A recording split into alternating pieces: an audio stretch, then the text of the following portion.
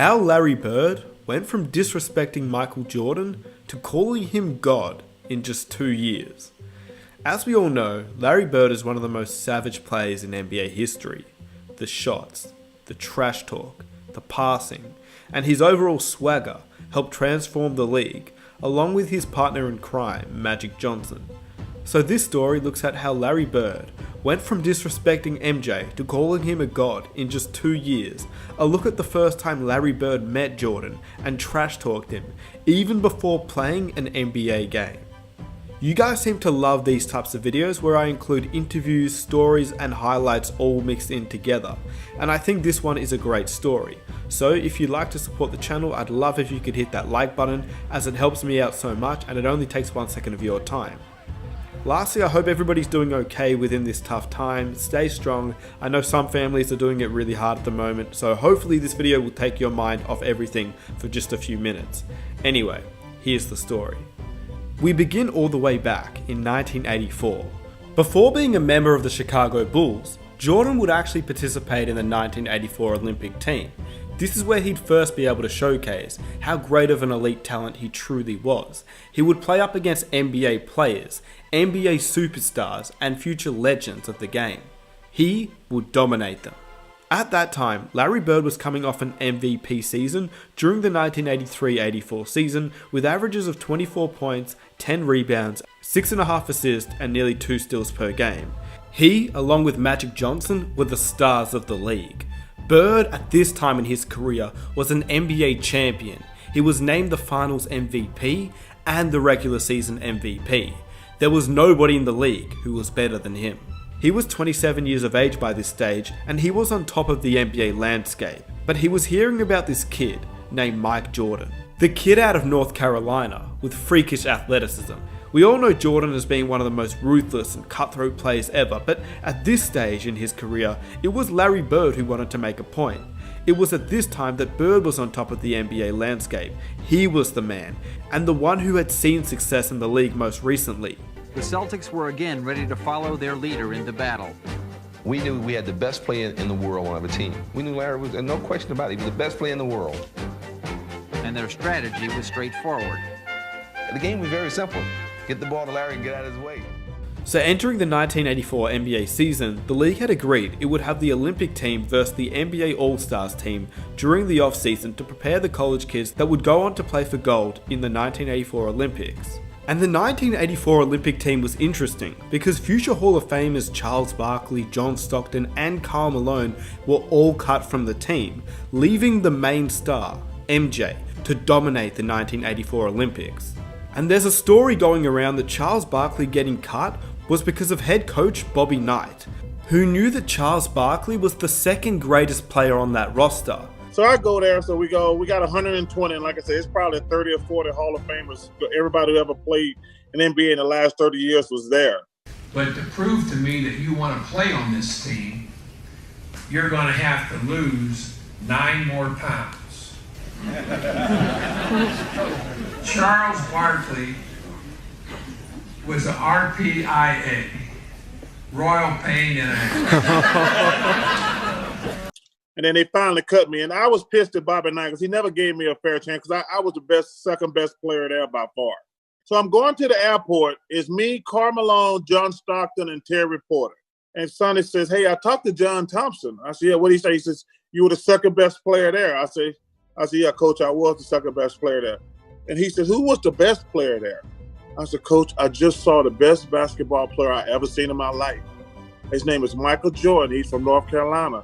And the story goes that Bobby Knight clashed with Charles Barkley and was worried that he'd mess up his plan to make Jordan the main guy and the star of the 1984 Olympics, which is the reason why he got cut, and Jordan did become that star. Coach Knight, even at that time, thought that MJ was the greatest player he'd ever seen before even playing an NBA game.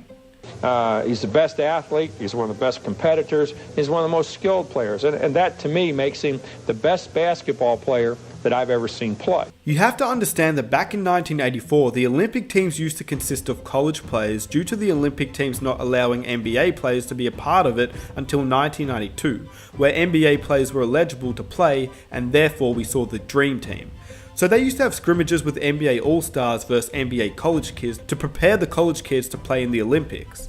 This is where Bird and Jordan had their first interaction. Bird had heard of a kid named Mike Jordan, but didn't truly know how good he was, well, until this night. Beyond an acute awareness of his own commercial potential, Bird waged psychological warfare at the drop of a ball. The '84 Olympic team was playing an exhibition game against a bunch of pros, including Larry Bird, and they were in the warm-ups. And a ball bounced down from the college end of the court to the pro end. And Michael Jordan went down to chase it. The ball happened to be picked up by Larry Bird. And Michael went up a few feet away from Larry Bird and held out his hands. And Bird took the ball and fired it back down the court over Jordan's head, as if to say, you're not only not getting this ball, I don't give a damn who you are. Larry Bird knows exactly who this guy is and what's going to happen in the next few years, and he wants to get every edge he can get right now. Knowing Jordan, this would have fueled him. Michael Jordan is the type of player that fuels off energy like this, and Larry Bird was the star player in the league. Nothing was more exciting than a Bird vs Jordan face-off, before even playing in an NBA game. Live from the Hoosier Dome in Indianapolis, Indiana, it's the Olympic basketball team versus the NBA Stars. Let's take a look at these starting lineups out here now. Bobby's been changing around. You see Jordan, Tisdale, Perkins, Robertson, and Fleming. One change from what he did there in the second half yesterday. And for the NBA All-Stars, Aguirre, Bird, Parrish, Thomas, and Paxson. Not a bad lineup for any NBA team. These weren't just any NBA players that 1984 Olympic team was playing up against. These teams had players like Magic Johnson, Larry Bird, Kevin McHale, Isaiah Thomas, James Worthy, Clyde Drexler, and many others. These were the best players in the league, but it was Michael Jordan who was the one that showed out, even before he'd entered the league, and this is when Larry Bird first took real notice about how great Jordan would eventually become. Good feedback. Michael Jordan with that incredible first step. Michael Jordan on Reed! What a play! Really handling pressure pretty well. There's Michael Jordan's shot. Now they got Alfred in there. Alfred back in there. That's the ball game. Pete, this is kind of shocking to me. Well, the way they did it, it was to me too, because I didn't expect them to play this well after that game yesterday. Michael Jordan did lead the team with 17 points per game, and Bobby Knight coached the team to an 8-0 record and another Olympic gold medal. But overall, it was their historic exhibition games against NBA All-Stars that were better remembered outside of the actual Olympics. Fast forward to the next season, Bird and Jordan would match up against each other for the first time in their careers, in the NBA. Bird finished with 34 points, 8 rebounds and 5 assists, whilst Jordan in his rookie year finished with 26, 4 and 7. But once again, this is Larry Legend in his prime years, along with the Celtics who were dominant. Bird was still once again the MVP of the league, but the Celtics had lost in the NBA Finals to the Lakers, and Bird could see Jordan quickly becoming dominant in the league, with 28 points per game, an average in his rookie year which has never been replicated. By Jordan's second season, he had broken his foot, allowing him to miss majority of the season, but this was actually one of the most important seasons for the Bird and Jordan rivalry. We know what happened next in the 1986 playoffs. We've all seen it. This was the series where Jordan became what Larry Bird would call that was God disguised as Michael Jordan. God disguised as Michael Jordan. And the rest is history. Larry Bird and Jordan played against each other for 28 games during the regular season. Larry Bird won 17 of those games and Jordan only won 11, but you can't really compare the two players. They both would play exceptionally well against each other, Jordan averaging 33.5 points per game, 6 rebounds and 6 assists, whilst Larry Bird would average 27 points, 8.5 rebounds and 6.5 assists. They would meet twice in the playoffs, and the Chicago Bulls got swept each time, despite Jordan obliterating the Boston Celtics. But as we all know, we can't compare them, because obviously Larry Bird was getting older and he phased out basically after the 1988 season where he started to have back issues. Jordan started to dominate the league during that time.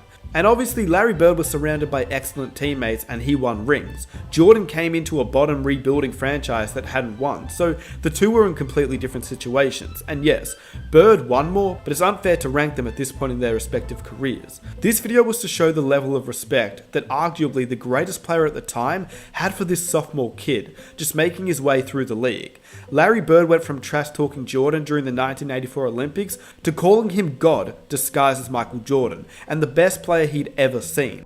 Nobody like him. Point blank. I never seen nobody play like he plays. And you can include all of them. That type of player that can go to another level anytime he wants to. Probably the greatest player in the game right now. And this was all in just the span of 2 years. To put that into perspective, imagine LeBron James trash talking some college kid now, and then 2 years later, he's calling him the greatest player that he's ever seen in just his sophomore season. Not to mention, after missing majority of the year with a broken foot. If that doesn't scream out GOAT, I don't know what does. And I hope you guys enjoyed the video. Let me know what you think about this trash talking story, Larry Bird vs MJ. You guys seem to love these types of videos where I include interview stories and highlights, so I think this one was a great story and hopefully you guys enjoyed it. If you're new around here, be sure to hit that subscribe button for NBA content every single week, and I'd really appreciate if you guys could hit that like button. It takes 1 second of your time and it helps the channel grow so much. With that said, I'll catch you guys in my next video. I am out. Peace. I wish you a lot of luck, and I think you had a very wonderful career, even though you probably ruined a lot of my successful games against the Boston Celtics.